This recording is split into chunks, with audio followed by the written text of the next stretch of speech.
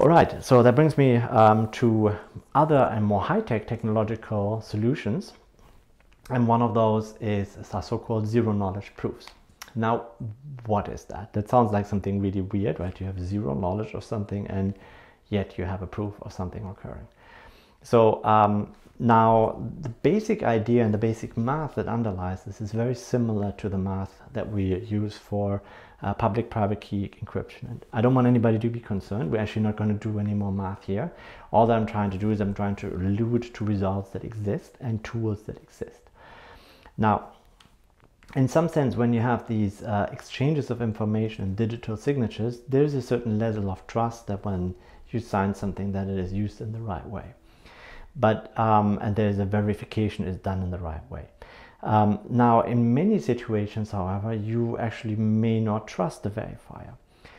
There's also other situations where you want to provide information and you want to prove that you have done something or that you know something without revealing too much detail. So let's look at one example. Let's look at nothing to do with blockchain, but let's look at nuclear proliferation. So the US and Russia have an enormous number of warheads, and they made an agreement, years and years ago, that they would both reduce their nuclear arsenals. Now, the problem is, how do you prove that that has actually occurred without revealing too much information about your technology, right? Because the nuclear warhead is a complicated piece of equipment, and you don't want the other party, in showing that you have destroyed the warhead, you don't want the other party to actually see the details of your technology. So how do you prove this? So this is an example where zero-knowledge proof would be extremely useful, where you can prove that you have destroyed something without actually showing what you have destroyed, right? Now, I'm not saying that I have a solution to this, but I'm just trying to allude to a particular problem. So what you do in these situations is you have a situation where you have to prove that you've done something, but you don't trust the verifier for whatever reason it is. So how can you do this? What is it that you have? Oh, by the way, another example would be voting, right? You want to make sure that you prove that you have voted. You want to, well, in some sense, you also want to prove that the person has already given a vote without actually revealing what the vote was. Just think about mail-in ballots, right? So when you do a mail-in ballot, you have to check off that you actually have done the mail, but you also want to not have your vote be revealed to the person. So this is a tricky process that requires quite a lot of machinery to work. All right. Now, when you have a transaction, what is it that you actually want to prove? You want to prove that you are the respective owner of the private key, of course, but also of the public key. Now, in blockchains, that's important because every time you do a transaction, you have to reveal your public key, so which is your address. So it would be nice if you can do a transaction using your public-private key pair without actually revealing what your public key is, right? And then you also have to prove that there's a sufficient balance, so you have a sufficient number of items that you can actually sell. So now the way you want to do this is you can have a validation technique that is in such a way you prove that you are the owner of the ID, and where you prove that you have the sufficient amount of money so that you can make the transfer, but without actually revealing what it is that you've done. So now let me explain to you.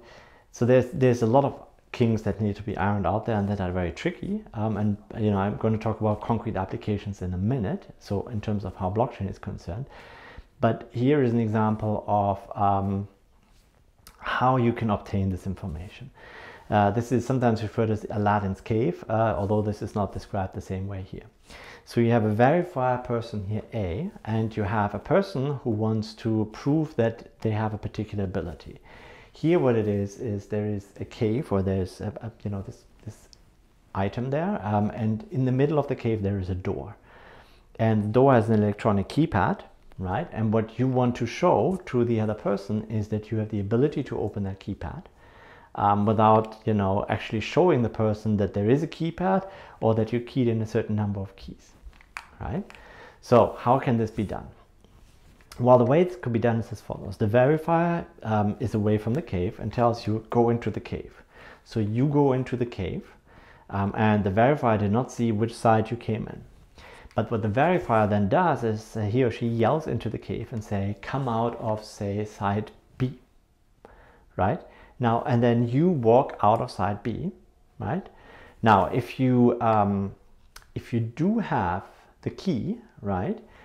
So now, since you started going into B, right, you can walk out of B and you have actually not opened the door. So in some sense, the verifier doesn't learn anything. Now imagine the verifier would have said, come out of A. Now the verifier doesn't know where you went in, but you can go through the door and come out of A. In other words, you can, if you do have the keys to the door, no matter which side you're in, you will always have the ability to follow and do what the verifier asks you to do. Now, let's take the perspective of the verifier. The verifier knows that with some probability you went in direction A, and with the other probability you went into direction B. Now, after she sees you coming out on the right side, she updates the probability of you having the key. Okay? And now, but she doesn't actually at this point, just after one check, she doesn't know whether or not you actually do have the key. So what you have to do is you have to repeat this exercise over and over and over. And if you are right every single time, so if you come out of the right time every single time, each time the verifier updates the probability and thinks it's more likely that you have the right key.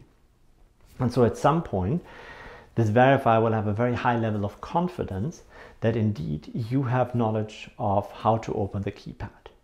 And this is essentially what we're going for. So formally what we're doing is we're doing a proof, not in the sense of a normal mathematical proof where we create an ultimate truth, but we are creating an approximate truth. Right? So you're approximately sure that the other side is correct. So it is a probabilistic concept here.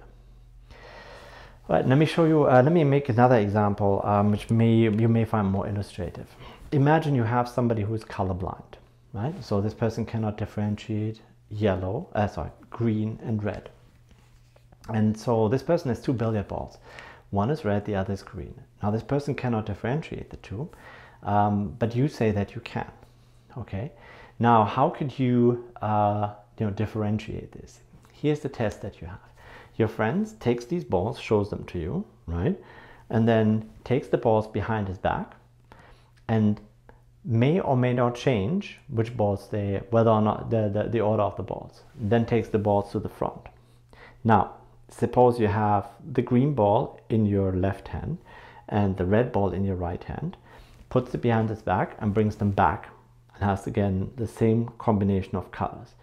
Then you, as somebody who can distinguish green and red, would be able to say whether or not there was a change. Okay, now of course the verifier, the person who holds the balls, could think that you were just randomly guessing.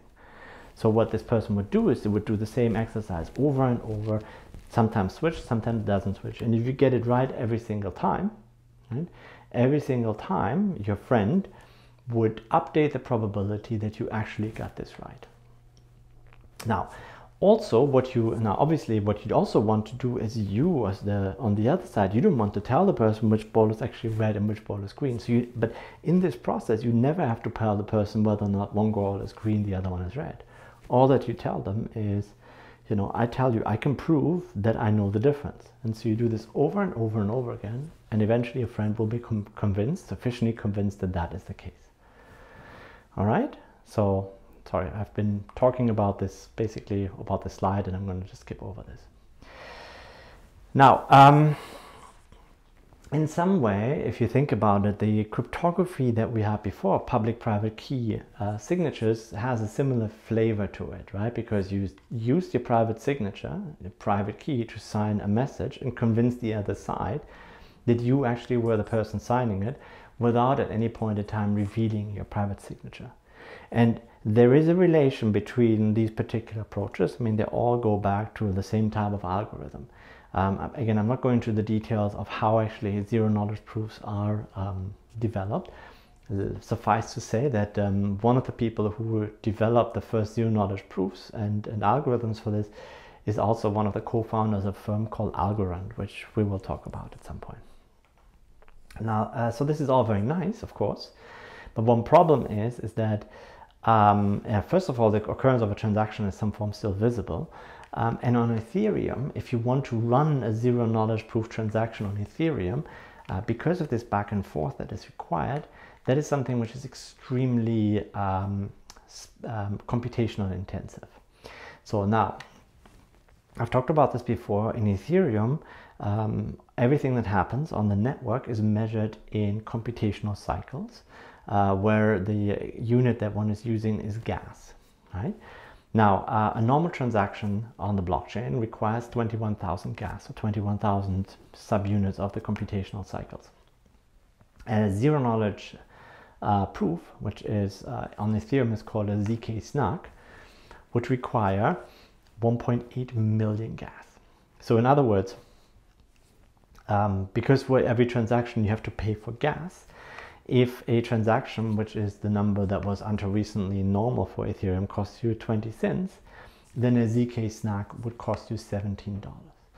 If you go with what is the current median transaction fee, which is $1.5, then a ZK SNARK would cost you $130. So to obtain privacy on the mainnet, you would have to pay an enormous amount of money. Now, so what they're basically, and you know, this is of course because the Ethereum blockchain, the transactions there are actually expensive, and at some point that's also the point of it. Now there are, however, solutions of how you can use zero knowledge proofs in a different way, and that will be one where you have a zero knowledge proof and sort of like an interaction with a single party. And what that signals in terms of blockchain is that you can run zero knowledge proof on what's referred to as a side channel, right? The mechanism there is, and that's actually something which is used by an entity called ZK Sync.